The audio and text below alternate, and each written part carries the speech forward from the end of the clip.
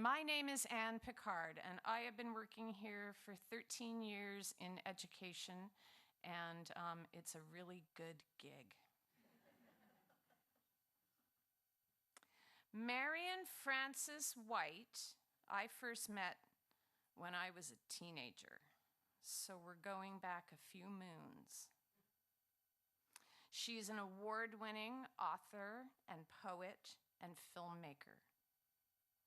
Her first published works include 10 editions of a women's almanac, Voices of Newfoundland and Labrador Women, and that was from 1987 to 1992.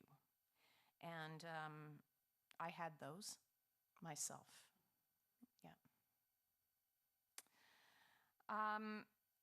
Not a Still Life, a biographical book about artist Ray Perlin. And Ray lived 2 doors down from my mother, the late Julia Pickard, and some of you have already mentioned that you were friends. I know my mother spent a lot of time with Ray, as did Marian, and that Ray had many cats. One of them was named Puss Puss. That book was published in 1994, and then Skinny Dipping, a book of poetry released in 1997. Marian's films have received awards and critical acclaim in Canada and the United States. In 2000, she released The Untold Story of the Suffragettes, and that was followed by Stealing Mary, Last of the Red Indians in 2005. The documentary Tricksters that takes viewers to northern Innu communities in Labrador, and Circus by Comatic, 2019, a documentary about Inuit children in Labrador who get involved with Wonderbolt Circus.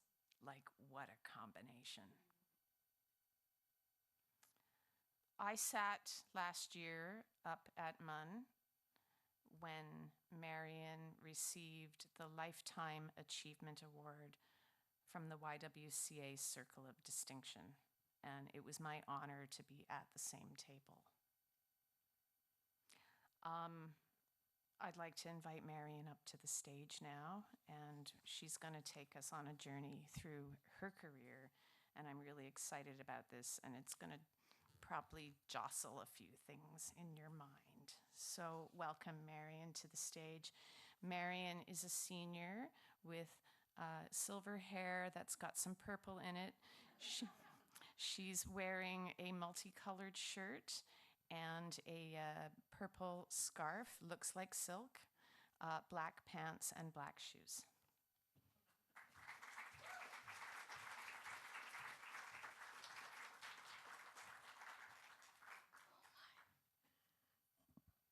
Thank you so much, Anne, for that lovely introduction. And of course, thank you to the rooms for this unique opportunity to talk about my career and my artistic influences on my life and my life path. We're going to include some photos that Rebekah Lee Peyton has helped compile with me, and some footage to give you a glimpse into the last 50 plus years. I was born in the relatively small community of Carbonear, Newfoundland in 1954. With 11 siblings and a grandma who shared our home, there were familial influences, not only from them, but also from my poetic father and stern but hardworking mother. We grew from 8 in our family when I was a child, that's me being held by my grandma, to 12 some years later. And just last summer, we had a family gathering that counted 88 cousins and relatives who joined us to share our family stories. By day, my father, Terence White, was a cabinet maker with Saunders and Howell Company. By night, he recited oral poetry he had written and told stories of the old days in Perry's Cove, a tiny, windswept community where he grew up and the family lived entirely off the land and sea. Father's grandfather had come from Ireland in 1820 and was given the area in Perry's Cove called White's Room as a dowry on his wedding day when he married Charlotte Butt. Charlotte's grandfather, John King, was a landowner up and down the shore, and by all accounts, a generous man. Over the next 100 years, 5 families settled in White's Room. After Confederation with Canada in 1949, the family took the house down, wall by wall, and moved it, horse and buggy, and a borrowed truck, to its current location in Carbonear. It stands there today, lovingly cared for by my eldest sister, Angela. Father's stories have greatly influenced my writing. In fact, I recently completed a book of prose and poetry called In Her Glory, which is homage to both my parents and their lifestyle now long gone. This book dives into my early influences in Carbonear and is as much a celebration of my mother's life as it is a story of my own. It will be published by Boulder Books in September. Perhaps the biggest influence in my artistic journey was my mother, Florence White, who raised her 12 children with education as paramount, even though she only had grade 3 education herself. 9 of our family hold degrees either in college or university. The other 3 are community activists, hardcore workers, and who have triumphed in life in their own unique way. At 16, I decided on journalism as my career. Yet I had no real idea how I was going to finance this. The era of free tuition at MUN had ended, and I knew my parents could not afford to send me there, let alone to Carleton University in Ottawa. After all, the price of an airline ticket was $55, an insurmountable amount at that time. I determined to enroll at the local Carbonear College, where I studied business, including office management, shorthand, and typing. Ultimately, these were great assets when I eventually attended MUN, and later my year at Carleton School of Journalism. My artistic journey began after my first year at MUN. I had been somewhat traumatized by my French teacher in high school, so I chose Spanish as my course of study. At the end of the second semester, I was offered a unique opportunity to study Spanish in Spain. How did that happen? Let me explain. Back in the early 70s, Spanish fishing trawlers were common on the Grand Banks. However, one year, they overstepped their boundaries and fished inside the 200-mile limit. Both the fishermen and the captain were arrested. Newfoundlanders, being the generous lot that we are, got on a VOCM open line show and expressed their concern that some 12 men would be incarcerated in St. John's awaiting a later date trial. The public outcry worked, and the men were permitted to sail back to Spain to be with their families at Christmas. Only the ship's captain remained here. This generous gesture so moved the Spanish government that they offered 12 Spanish students the opportunity to study for a summer in Sevilla, Spain, at Colegio El Picasso. I was one of those 12. It was my first time leaving the island of Newfoundland, my first time being on an airplane, and my first time picking oranges from a tree. My first time for many things that greatly influenced my artistic journey. I was 18, my first real romance with a young, handsome Parisienne. I can tell you, I learned more French that summer than I did Spanish.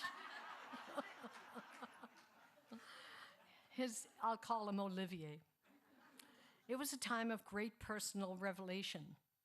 Funnily enough, not only were we exposed to amazing art, food, and music, but the Spanish culture of flamenco dancing and bullfighting was on our course of study. This was not my favorite memory, but here's a photo to show that I had my moment in a ring with a young bull. There we go. That was one of our teachers. At Carleton, I often used journalism assignments to write down my father's oral poetry that until then had been only scripted, had never been scripted. Carleton offered me a supportive environment to explore my career possibilities. During this time, I carried with me the lessons my mother instilled in me. Nothing in life is free, Marian. And the wisdom of my devout father, whose religious daily rosary practice curtailed the family's most sought-after evening events that include watching the Ed Sullivan Show, Bonanza, and for my older brothers and sisters, NHL hockey. All this had to wait for the rosary to be completed, night in, night out. Here's a short clip of my father reciting one of his poems in Perry's Cove, and followed by one of my poems.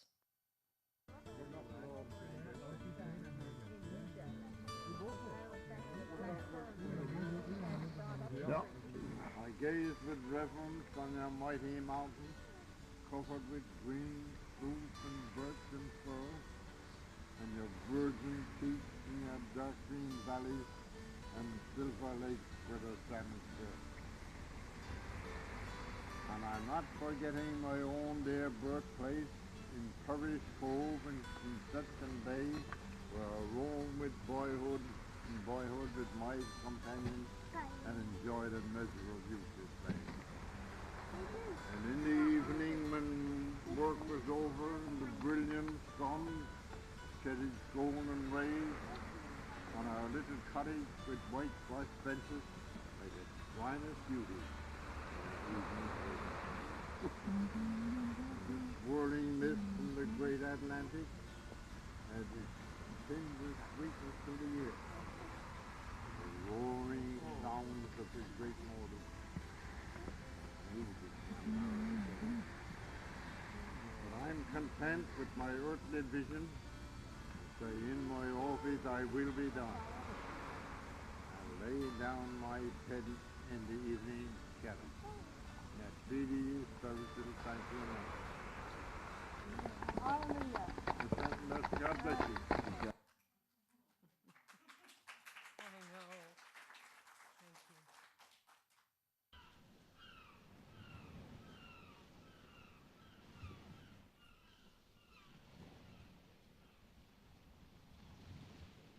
Perry's Cove Revisited.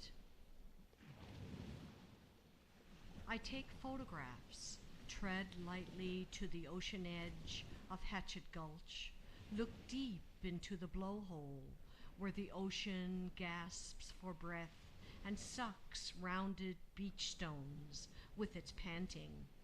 Without warning, the water breaks, and the foamy explosion of the seventh wave dampens my blue suede shoes.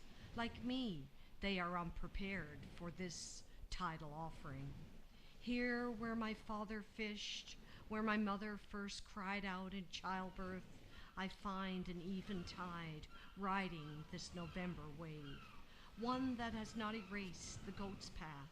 I search for the hollowed big garden, the grove entrance to the hill patch, where my parents worked their honeymoon, digging potatoes. The root cellar made invisible by the hayfield unattended. Not far offshore, Sculpin Island awaits a storm, ready for fisherfolk who could not reach Hatchet Gulch alive. How I long to retreat there, to create a sanctuary in this foothill that has never been a holding ground for me. Perhaps if I sit here long enough, gazing out at Breakheart Point from the foot of Jump Hill. All the reasons to leave will dissolve with the tide. As the storm subsides, the screeching call of gulls heightens. I swear I hear the joyful cry of the first daughter born down the drung.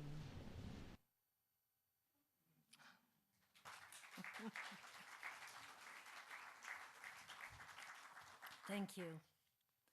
So back in Ottawa, my classmates there, they were intrigued that I had come from exotic Newfoundland. I was teased endlessly about old English expressions I had always used, but now there were points of reference for a joke or two. Marian, tell us how your cake fell abroad when you took it out of the oven. I had no idea what Diane, an upper middle class student from Montreal, was getting at. It took some time before I started to edit my speech and realize what a unique language we have here in Newfoundland. It is situations like this that became part of my creative process and led me to the career I carved out for myself. That summer, after Carleton, I returned home and took a summer job at the Compass newspaper in Carbonear. I waited with great anticipation for my French boyfriend to arrive from Paris. Olivia and I spent a few days in St. John's. I enjoyed showing him around the city, spending time in Bannerman Park. He said it's not Bois de Boulogne, but lovely, relaxed atmosphere here. Then I took Olivier home to meet my parents. My mother had just taken 8 loaves of freshly baked bread out of the oven and had buttered the top of each loaf with ever-sweet margarine to give off a golden glow. Olivier spoke little English, but understood when Mother asked him whether he wanted some fresh bread. Mais oui, he said, and quickly tore one of the loaves apart, 2 hands, tore it open a second time, and a third, until he had a huge glob in one hand, which he earnestly dipped deep into the butter dish. No knife needed. Mother could hardly contain her horror and quickly spread a fresh calico flour sack over the other loaves as if to protect them. Well, he may as well eat the whole loaf, she said, and of course he did. Later, I penned this poem called House Mother. House Mother holds the freshly baked loaf of bread to her breast, aims the knife to slice it, gently shaping the contours of her creation, cushioned between her extended stomach and milk-laden nipples. She holds the loaf, family witness, the ritual of cutting 24 breakfast slices to fill 24 hungry eyes. She opens the oven. July heat greets the bread, released from its cave.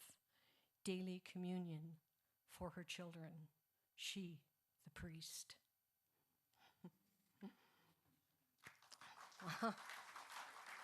Thank you. Well, summer was eventful as I navigated sleeping in the tent Olivier and I had set up in the flower garden. Needless to say, I had to sneak out there when my pious father went to bed, but Mother was much more sympathetic. But by summer's end, Olivier went back to Paris, where he was working as a young architect, a young engineer, and I returned to Ottawa. The following spring, I'd saved enough money from various low-paying sous chef jobs to fly to Paris. Ah, Paris in the spring. I spent several months there, writing, observing artists as they painted along the Seine Canal. But it turned out Olivier detested the tourist mania of Paris, and I loved the City of Lights. When he was drafted to the French military and had to give up his apartment, the option he proposed was for me to move in with his overly dramatic parents. This greatly frightened me. Or I could return home. I chose the latter. Back home, I had no trouble finding work with the now defunct Daily News. I was the assistant to the editor, Jim Toms and Bill Callahan. I had my foot in the door of the local journalism world, and I loved it. Shockingly, only a few months into the job, I had an unfortunate incident thrust upon me that traumatized me for a long time and sent my career into a tailspin. Let's just say that catapulted me into what will become known as the Me Too movement. Don't worry, that crazy man was put behind bars for several years. Yeah, not all of us are so lucky with the court system. As a diversion and a way to reconnect with myself, I began research on alternative health that took me to Boston, where I studied food preparation as an avenue to sustaining health. Yes, this was the beginning of my vegan journey on a plant-based diet. There was no stove or fridge in the kitchen at Hippocrates Health Institute. I lived on an entirely raw diet for several months, but I have to admit, I would sneak out to local restaurants for a hot meal.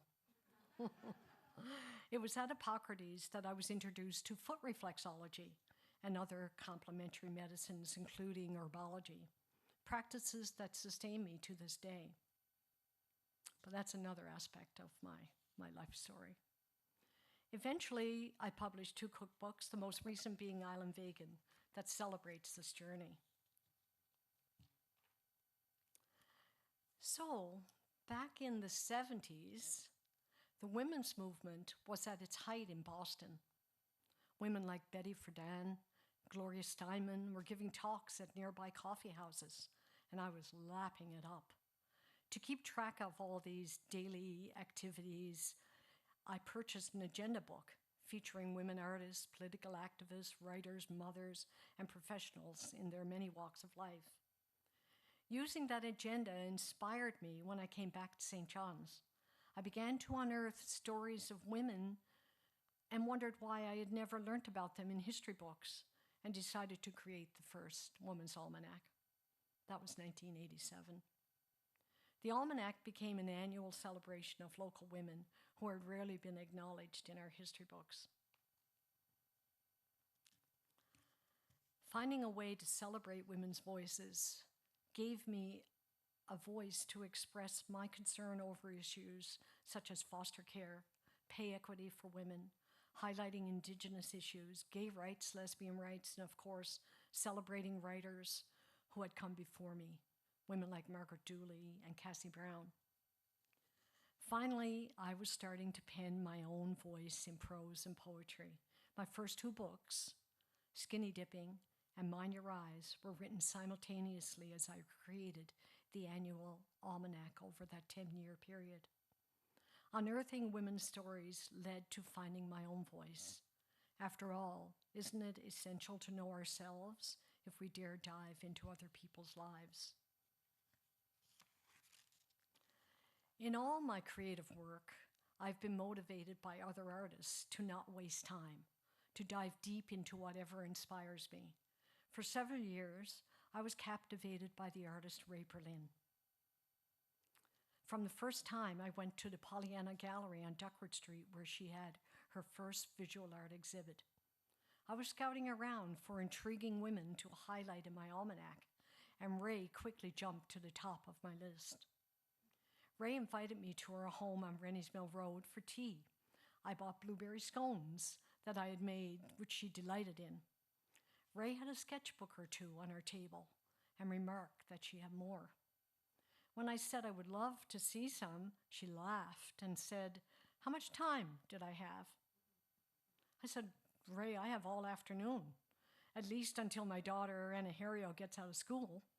Bishop Field was around the corner, so it would only take 5 minutes to get there. Ray laughed again and motioned me to follow her down her hallway to what I thought was a walk-in closet. Instead of dresses and coats and shirts and blouses and pants hanging there, Ray had shelf after shelf of sketchbooks and art pads. None of these had seen the light of day for years, most of which she had produced while living in Paris and New York during World War II, where she was studying nursing. Yeah, there she is. 1934. That afternoon, with Ray, turned into the book, Not a Still Life, The Art and Writings of Ray Perlin. I applied for a grant from Canada Council for the Arts, which I received. Little did I know this project, which was supposed to take 6 months to complete, would take 4 years from its inception to the time it was published. Working with Ray, who was in her mid-70s at that time, was a huge privilege. It was also a huge challenge. She didn't like to complete anything or sign her art because that would mean it was finally complete. I was the opposite. I wanted to complete everything I started. But if Ray sketched her cat Puss beside a piece of art, that also meant it was worth signing. So those are the pieces I went for. After several years of unearthing women's stories for the annual almanac, I began to see an historical pattern in women who had challenged the status quo in this province. My fascination with the stories of women I had never heard about in Newfoundland history books made me dive deeper into their personal stories. I became a mainstay at the Munn Archives and felt I was back in journalism school all over again. It didn't take long before I discovered that women like Fanny McNeil, Armine Gosling, Julia Salter Earle, May Kennedy were not acting alone, but were bonded by their desire to establish better working conditions for young girls and women, as well as the ultimate task to obtain votes for women of this province. I saw how women supported each other in their struggles for a better life, both at home and in factory working conditions. At the turn of the 20th century, these women lobbied the government for the right to vote. That right was finally obtained in 1925. Here's a little clip from The Untold Story. In 1891, during a period of particular economic and social unrest in Newfoundland, members of the Women's Christian Temperance Union marched to the House of Assembly in St. John's, demanding the right to vote in local liquor laws. The fashionable Lady Jeanette Thorburn was their patron and led the march. With her was the fiercely outspoken Jessie Murray Oman and the future WCTU president, Emma Peters. These women were among the first feminist voices in Newfoundland. Jessie stated their case. Women with years of toil in the field of reform have learned that a power we have not is needed to put in practical operation the principles we believe in. That power is the vote. In her book, Where Once Our Mothers Stood, We Stand, historian Margot Dooley writes that few who marched that day in 1891 would live to see their dream of women's suffrage fulfilled. It would take 34 years for this outrageous notion to become politically acceptable.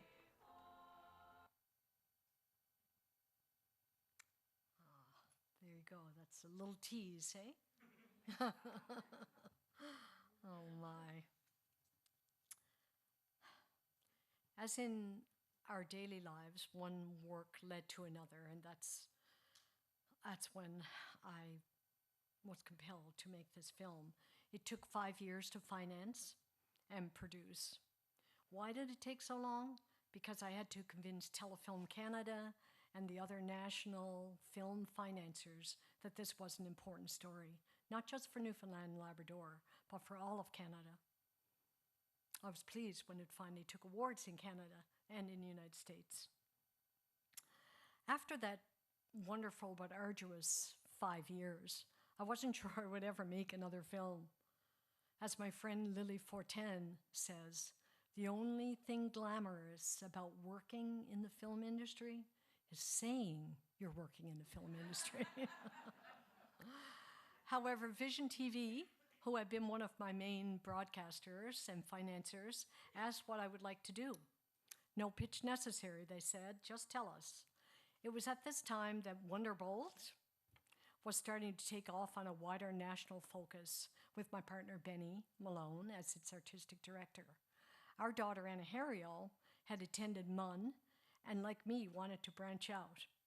I honestly thought I was raising a chiropractor. However, she told us her dream was to go to the National Circus School in Montreal.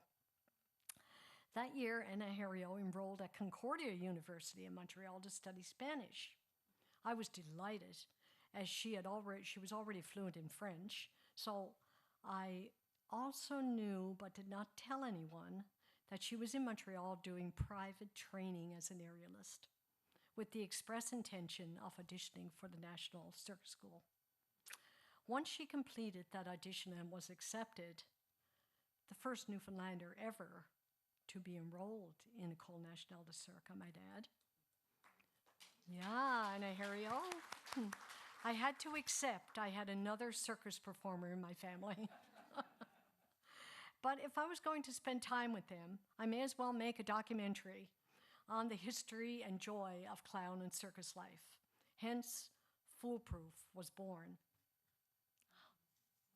Once released, I had 2 films to my credit, and now that I had learned to jump through the film financing hoops, I was on a roll and wanted to do more. In the early 2000s, there was a relatively small pool of women film producers in this province. I was invited to present my films at festivals in Cannes, Banff, Berlin, and China, to name a few. But I quickly learned that all was not as it seemed in the international market. Here's what happened with my creative foolproof journey. I was walking through the Cannes Film Festival, a huge French center for selling, pitching, and buying films from all over the world. I had my pitch pages ready for international sales. Foolproof was on the top of my list, as I had already signed Untold Story to an international distributor. To my shock, I passed a kiosk and I had a big poster advertising a new film, not yet in production, called Foolproof, spelled one word. I stopped and asked to have a meeting with the producers, showed them my pitch page and a trailer off my dock. I questioned whether they had done their due diligence in capturing that title. Oh, no worries, they said. Our films are completely different. Yours is a doc spelled with 2 words, and ours is a heist set in the US and both words combined. In my naivete, I accepted their argument until the next year when I went back, selling my completed film in earnest. Buyers were skeptical. When they looked up Foolproof on their roster of films, the heist, big, multi-million-dollar film popped up. But it had been a huge flop. With a budget of, as I said, several $1 million, it was seen as a pure waste of viewers' time. My little film was trapped in those awful reviews. Eventually, it was released from that trap and stood out in the art film world, while the heist film fell into oblivion. Can we show a little clip from Foolproof?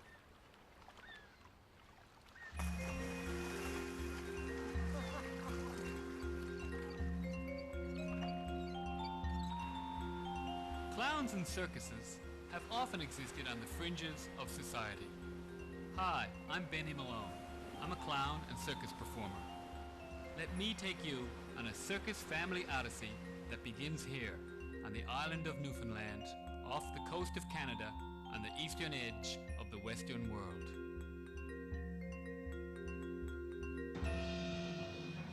Here I am, performing with my troupe, the Wonderbolt Circus Show. Like most circuses, we'll go just about anywhere to perform. But we really love to travel to the small, isolated outports along the coast of Newfoundland and Labrador.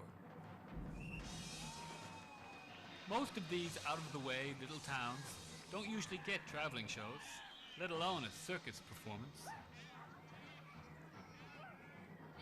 My daughter Anna Harrio often performs with me. Perhaps my biggest unexpected thrill was to see her pursue a career in the circus arts. Anna Harrio just graduated as an aerialist from the National Circus School in Montreal. She now performs with a European circus based in Switzerland. A little bit later, we're going to hear more of her story and see more of her performing. But first, I have to tell you how we became Newfoundland's first family of circus.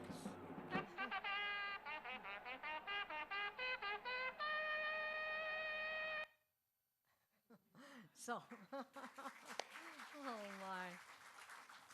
Yeah, now all these films are on Wonderbolt's YouTube, right? I think you can access them, or we are going to make them also available on Firecrown's YouTube channel. The following year after I did this, I took on a more serious topic, and that was co-producing a CSI-style documentary on the demise of the Beothuk. I loved working on this film. Perhaps my most satisfying work was in producing Stealing Mary. It was a huge honor to interview Michelle Joe, Ingeborg Marshall, and be on the set with Jerry Evans, Nicole Power, and Indigenous youth like Jacqueline Selma. I have to admit, I was never keen on the title. I fought with my Toronto producer and History TV, who financed it, to use my original title, Stealing Shaunadithit, Last of the Beothuks. But they felt it would reach a wider audience with a simpler name. I'd like to think that 20 years later, they now realize that title was another form of misappropriation of the Beothuk culture. Good. Shall we show a clip from Stealing Mary? A team of forensic experts investigate a 200-year-old mystery. Two skulls preserved in a museum, evidence of a violent encounter with the last of the Red Indians, the Beothuk of Newfoundland. Legends say they were a race of giants, warriors who painted themselves red. Who were they? And why did they vanish? Can modern science help solve a 200-year-old mystery and explain the last days of a lost tribe?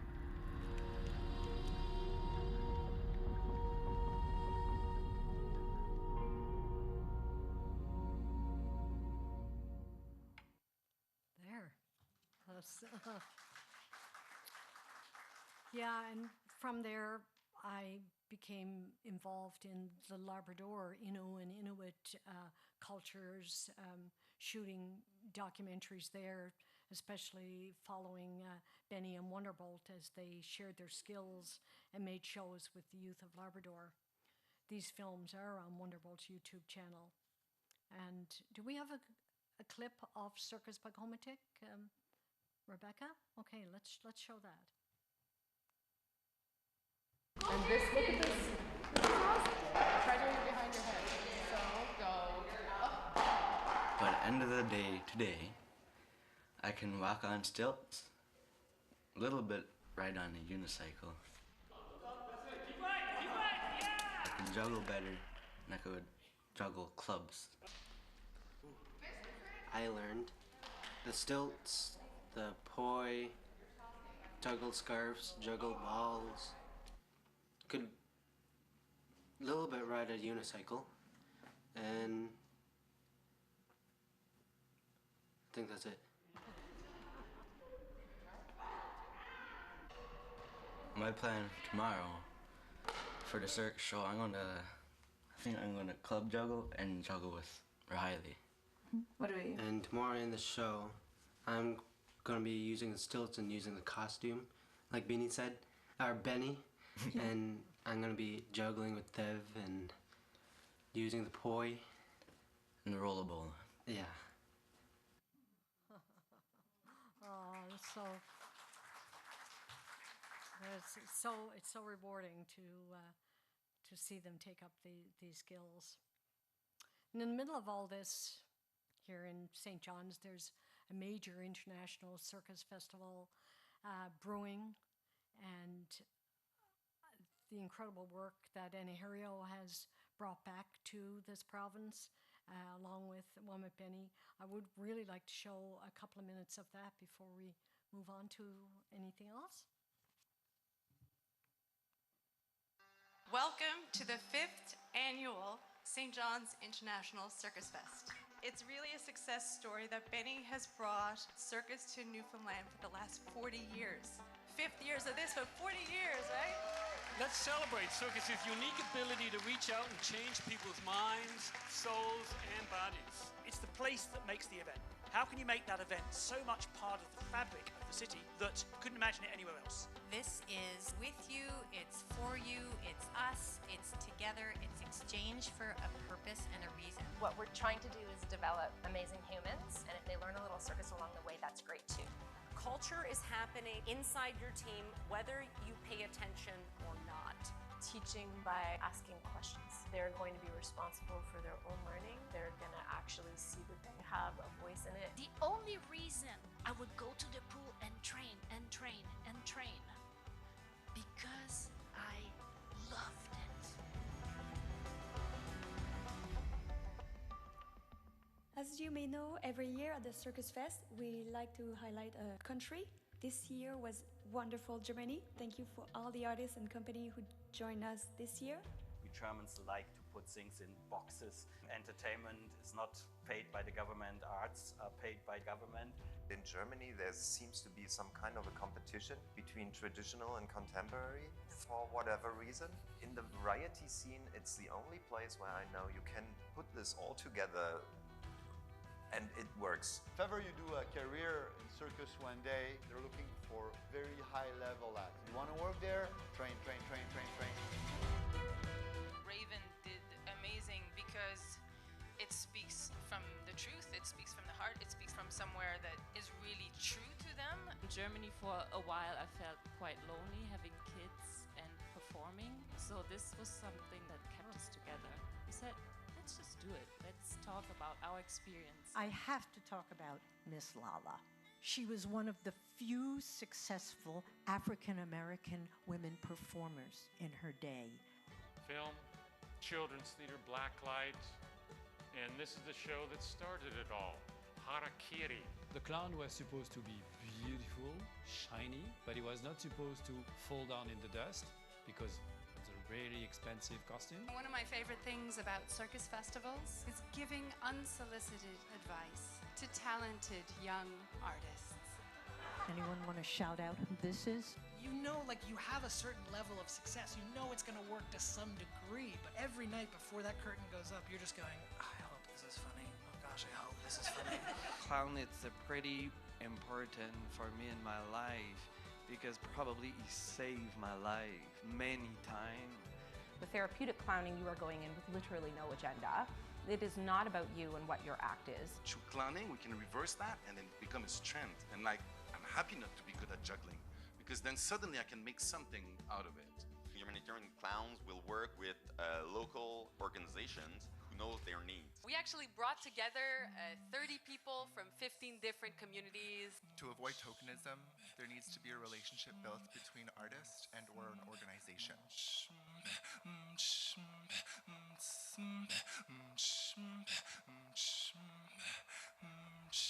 What does everybody need to see in a call to feel invited in? And how do we create a casting call that describes what kind of an emotion we want to evoke on stage rather than what's in the performer's pants? Circus is one of those places I found that I've stayed because I did feel like I belong in whatever way. Inevitably, there will be a lack of diversity if you are a person of color. And know that your differences, your unique attributes, everything that you bring is a superpower and no one can ever take that away from you. I perform because I love humanity. The same gig as a monk, where you're just trying to find freedom and happiness, but you're allowed to drink alcohol and have sex. So, cheers. Yeah. And I'm now proud to announce that we'll have the United States as our next country next year.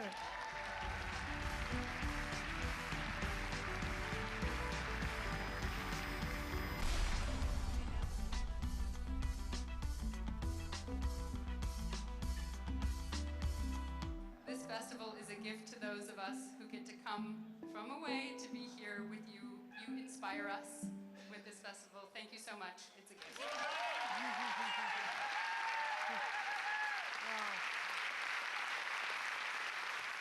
So as you can see, that trailer is also like a work in progress. Not all the names are filled in and on and on. So you can also see how I have been wrapped up in some of this because, you know, it just takes you with it. There's such amazing people, and when they come here, they love Newfoundland and want to come back. So here we are now into another year. The Circus Fest will be in September, and so please watch for it because it's definitely worth checking out. But anyway, you might well wonder, where does this find me today? In many ways, I've come full circle. I'm back, I'm writing poetry, and I'm writing a memoir of my early years in Paris and how that connects with Newfoundland. You know, in Paris, as exotic as it was to visit Notre Dame Cathedral, the Louvre, Tour Eiffel, and, you know, nothing could really match the stories I had to share of thousands of capelin rolling up on beaches, my brothers jumping ice pans, or rather large moose being chased out of the vegetable garden by my mother with a broom. By using a series of flashbacks to Newfoundland, I show those I encountered in Europe the allure of the place I call home. Would you like to hear a short excerpt from Paris? Okay. This is definitely raw as I'm in the writing phase. I am 19 on a Friday night in the south of France. I am in a new, very old world. Olivier isn't listening to the music or aware of my nostalgia. He is smoking Chateau and drinking local beer with ses amis. Acceptance by his friends means more to him than this, my first Friday night in the small town of Chanel. I try not to be obvious in my enjoyment of the live music around me, traditional and weepy. I try not to let the music take me back to Carbonear, but to be here with the Big Dipper in all its glory hanging over the horizon near me. I want to be here in this moment, but here is where language fails me. I am an outsider once again. My eye shifts from the sky to a few locals dancing. I watched their steps together and then separate. Without warning, a man takes my arm and sweeps me around and around. Before I know anything, I am in the open courtyard dancing. I have no idea how to dance the Sicilian waltz. But this man, twice my age, is experienced and leads me, like my father, swirling around the others, around me. I throw a pleading glance at Olivier, but he looks pleased to have me displayed in the open night. He and friends laugh at this moment between us. They appear to like how this old peasant, whose name is Gerard, takes me forcefully through the dance. I think Olivier is noticing my blue dress for the first time, as if I am an offering to his friends. Olivier accepts me here as though this were a normal Friday night for me, not knowing this does not come close to a street dance barred off by a windbreak fence back in summertime Newfoundland. But I'm happy here in Chanel. Olivier is fun-loving in the country. He says we'll help Gerard the next day plant drills of potatoes. Afterwards, we'll go to Jean-Marc's for le dîner. I've planted potatoes before, I tell him. A childhood memory surfaces of me being called away from my friend's back garden, where I was having a great time on their high swing, enjoying summer freedom. Mother in the potato garden never looked up except to say, "Don't stop, there's another bag of seed potatoes that need planting." Olivier has never planted potatoes. He doesn't like that I have. Or maybe he doesn't believe it until he translates what Gerard says. "I can tell this isn't your girlfriend's first time seeding potatoes." I look proud. Olivier, like mother, doesn't look up. At the end of the field, an artist paints the scene surrounding me. "He could be Van Gogh," I say. And Olivier says, "Sure, what do you know about Van Gogh? He didn't paint potatoes, he painted sunflowers." And then memory jars me. I fall to the side of the potato drill and tell Olivier about the painting I became obsessed with for a whole year when I was just 14. "Tell me more," he says, touching my arm attentively for the first time all morning. "Well, in 1970, the first and only department store with a parking lot opened in Carbonear," I tell him. "In the store, you could get everything from fashionable clothes to furniture.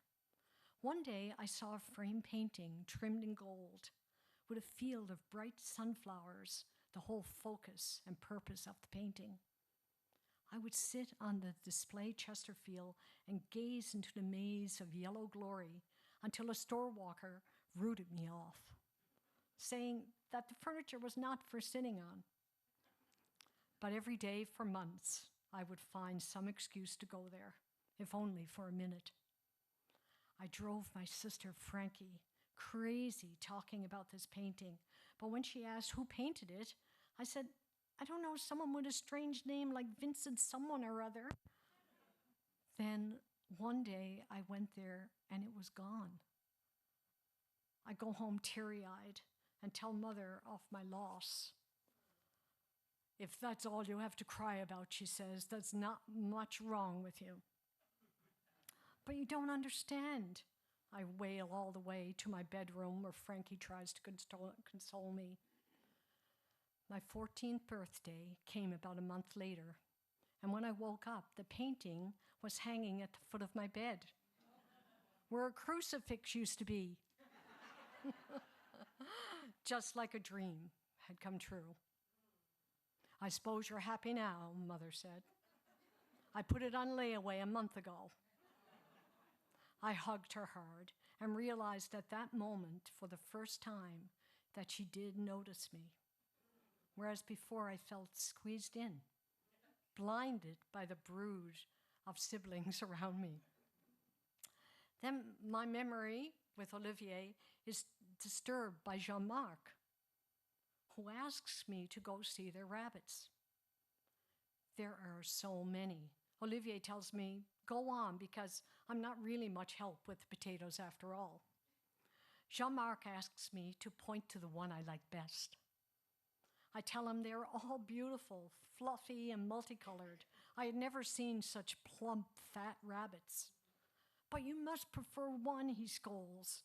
So to please him, I say, "Celui-là," and point to a large white rabbit with brown paws. Within seconds, he opens the cage, takes the rabbit by its hind feet, and cuts its throat. Instantly, it is dead. Instantly, I burst into hysterics and run through the poppy field, crushing many in my speed. The painter drops his paintbrush. "Qu'est-ce que se passe?" he asks. I hear Jean-Marc say, "I do not know what has happened. Perhaps she does not prefer rabbit for dinner." Olivier finds me in the poppy field. He is humored by my distress. "And you think vegetables don't feel pain when they are plucked from the ground?" he laughs. "I will not eat that rabbit," I say. "Okay," he says, rubbing my back. "I will tell them that in Canada, you do not eat rabbit. That it is a holy creature, just like the cow is holy in India." "Whatever it takes," I say, "whatever. But don't show them your wet face at dinner," he adds. "They will never understand Canadians." So the next day, I'll jump ahead, we pack our knapsacks to go back to Paris. I'm excited to be going back, but Olivier is not quite so pleased. C'est la merde, he repeats. Paris is crap. Just as we enter the train station, a man calls to Olivier. This is for your Canadian friend, a painting to remember the field of potatoes she helped plant. It is the painter from yesterday. In the middle of the drills, he has painted a white rabbit racing through the field. Ah, merci, I say. Merci beaucoup. Oh no, he says. Do not thank me. It was your dance partner, Gerard, who bought it from me for you. Olivier passed the painting to me with a look that was not as amused as the night I danced with Gerard. Come on, he held my arm before we missed the train to Paris. So,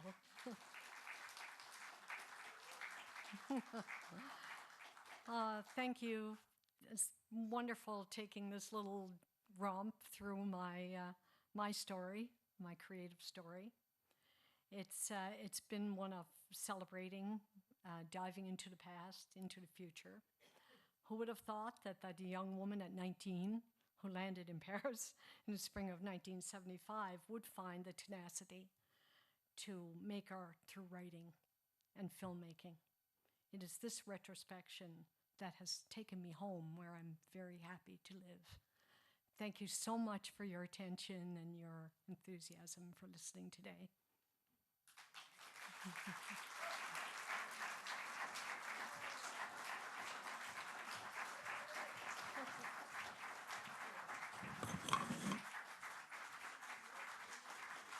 Wow.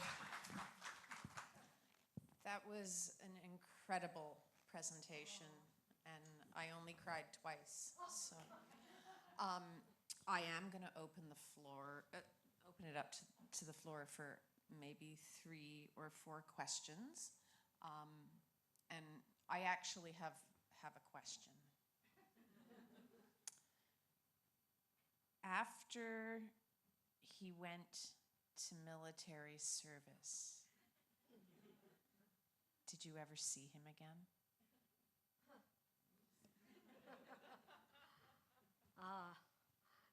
Yes, I did. But one of the most amazing things that happened to me when I came back to Newfoundland, other than the tough stuff that happened, was that I met the wonderful Benny Malone. I believe Benny is in the house. You want to stand up there, Benny? Just let everybody know who you are. Yay! Yeah. I also know that Anna Harrio is here too, so maybe she can give a little wave. Yes, yes.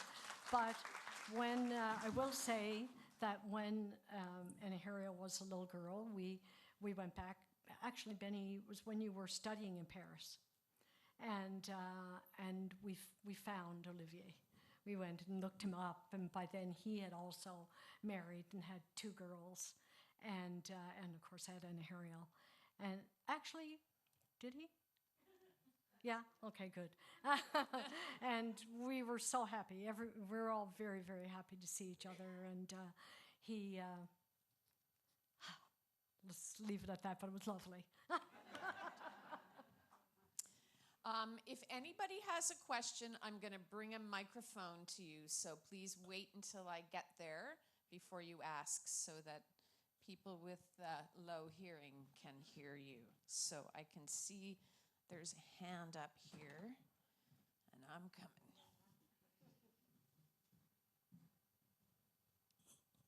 Hi, my name's Andrew. I work as a cook in town.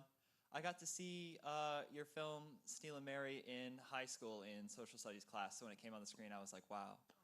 It made a huge impact on me, so thank you very much. I also, living in Outport, Newfoundland, bought a unicycle for myself off the web after my first job. So I think clowning is very special, so thank you for all your work in that. I don't have any proper questions for you. You don't have to answer for anything. I'm so touched by your whole story. Thank you for sharing. Where do you like to eat in town? What's a good restaurant? Thank you. Oh my, that is a good question. You know, St. John's has some great places. I do like Peaceful Loft because they, oh my goodness, he's just such a special character in there, and his wife who cooks, and you know they make beautiful fresh meals, all vegetarian. And then there are several places that include vegetarian dishes.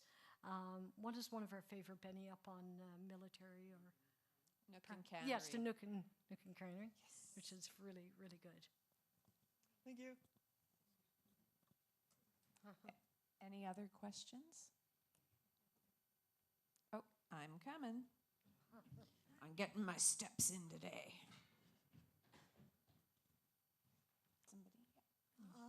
Hi. It seems to me that you had a remarkably fulfilling young adulthood. And with your limited financial background, I know it must have been a combination of your own determination, but all these places that you went and the experiences you had, do you think that would be open to someone with your resources today? Actually, no, I don't. And I do wonder how young people are going to fulfill their dreams. You know, I guess that like going to Paris was, all I really needed was the ticket. I didn't need a lot of money there, but I did have some money, but I didn't make any money. You know, so that was a bit tough. Even when I came back to Newfoundland and landed that wonderful job, all of a sudden that got blown out of the water. So it really did take quite a while for me to get on my feet. But, you know, living with another artist who was also used to stretching every dollar, and then we did it together. And Bernice, I have to say, it's so wonderful to see you here in this audience today, and Roberta Buchanan and so many others. It really warms me to see you. What inspired your daughter's name? I knew it as the third or second wife of Grey Owl. Yes, that's a good question for sure. And, you know, today, would it be politically correct to call Anahario Anahario? Because it is Iroquois, okay? The reason we named her Anahario is because most people knew who Grey Owl was, and no one knew who Anahario was. And so it was a way to keep her name alive. I love the fact that the name was kind of translates Laughing Waters, and you know, it was a beautiful sounding name, and it stayed with us over the years. She has several names because we couldn't settle on a name. She was conceived in Jamaica, and that's another story, Bernice. Did I even get to Jamaica? Oh my God. Do we have time for me to tell one little Jamaican story? Oh my God. I think the This audience is has spoken, yes. Okay, thank you. But anyway, Anahario's full name is Icrea Anahario Angela Rose Congo White Malone. Okay? The Congo was because the Congo was talk that the Congo wasn't going to exist anymore, and again, we wanted to keep that alive. But I was doing the almanac, and someone sent an almanac to this woman in Jamaica who was wanting to do a similar book on women in Jamaica who were, you know, farmers, gardeners, and political activists and that. So here I get this lovely letter asking if I would go to Jamaica to work with them on this. And of course I said yes. So they paid for my flight and accommodations, and of course I wanted Benny to come with me. So when we got there, we were going out to dinner, and I said, is it okay if I take my husband, Benny Malone? They said, oh yes, of course, take Benny. We know Benny really well. And I go, wait a second now, how do you know Benny? Well, it turned out that Benny had done a TV show in New Brunswick that had never come to Newfoundland. but it was on satellite in Jamaica, being repeatedly shown, okay? So, they were all over meeting Benny. It totally took the flair off me. I was completely disgusted, could hardly eat my meal, going, how did this happen? But anyway, by the end of the meal, what should they say to Benny? But, well, of course, they did want to do the book, and we did a lovely, lovely little book.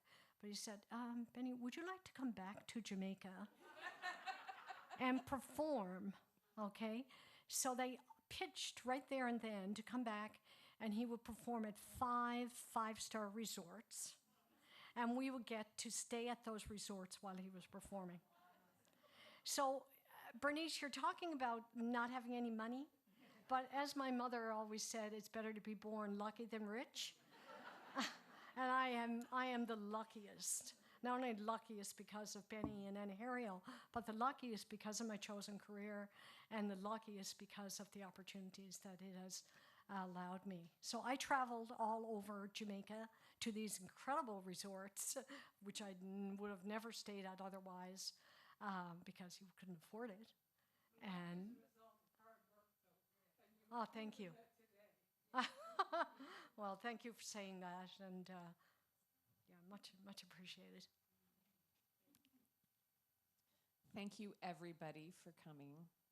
You also get a coffee with your ticket, so you can go, or tea, you can go to the restaurant. It is coffee and culture.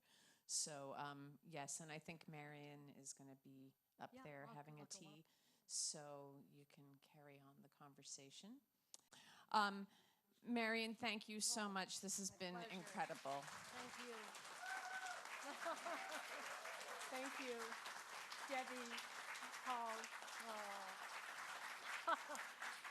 And happy International Women's Day.